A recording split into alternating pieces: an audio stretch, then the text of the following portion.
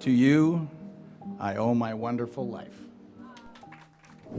Can you imagine being happily unmarried for 37 years? We're co-stars, we're compadres, we're companions, and we're a couple. Yeah, there's only one thing we're not. What? Married. Is that a proposal? Why has Kurt Russell never popped the question? I do refer to him as my husband.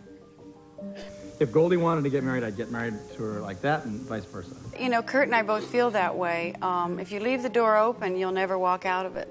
Goldie and Kurt became the epitome of pure love. I think I'm in love with a girl that the rest of the world's in love with, so... Does Goldie know about it? I remember how he looked at the children, and I fell in love with him right there. They even almost got arrested on their first date.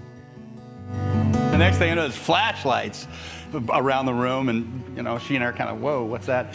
A couple of rent-a-cops we had to break in to get into the house, so she was going to show me around. But their love story goes way back to the 60s. So I was like 15, and I watched this dancer warm up, and I remembered her funny blonde haircut.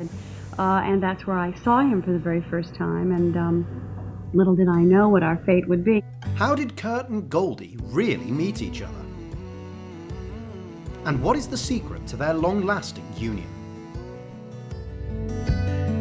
He was, 16 and I was 20 or something. And we did the one and only genuine original family band. I was a dancer in the movie. It was a movie for Disney, and he was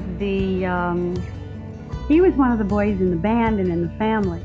But first, Goldie got to know Russell's mother. I noticed him and he was really cute, but he was too young. And I went and met his mother, which I didn't know, and asked her where this dopey drive was because I was really lost. And I didn't know it was his mother. So it was so weird. But their romance didn't take off until the 80s. It happened on the set of Swing Shift. The first thing I remember was I said, wow, you've got a great figure. I thought he was a great guy, and he was really unbelievably handsome and all that. That's when Goldie invited Kurt to her house.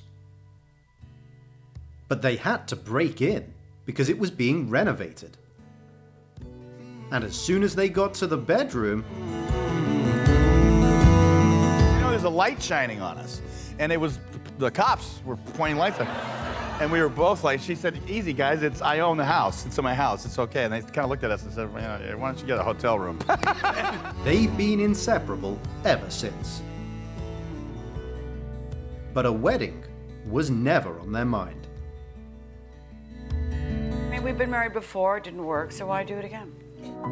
Despite that, Goldie even called Kurt her husband. But it was just because she couldn't find the right word.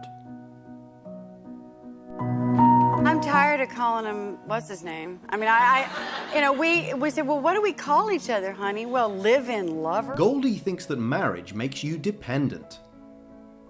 It may work for some, but not for her and Kurt.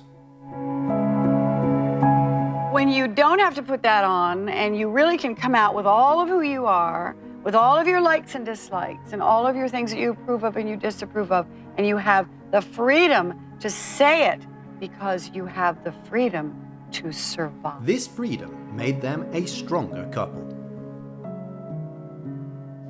It's not that we don't have these hurdles. It's how we deal with them. And that's the key. It's painful, it hurts. You can't deny that. But they always remember the key things. Those elements that make their union work. Love, gratitude, compassion. Because sometimes every man or every woman will drive their partner crazy. Family. Fun. Laughs. This might be a secret to being together for 37 years. Kurt and Goldie opted out of marriage. But they're still great lovers, parents, and grandparents. None of that would have happened to me if it were not for you, Goldie. To you, I owe my wonderful life. Do you agree that you can be happy without being married?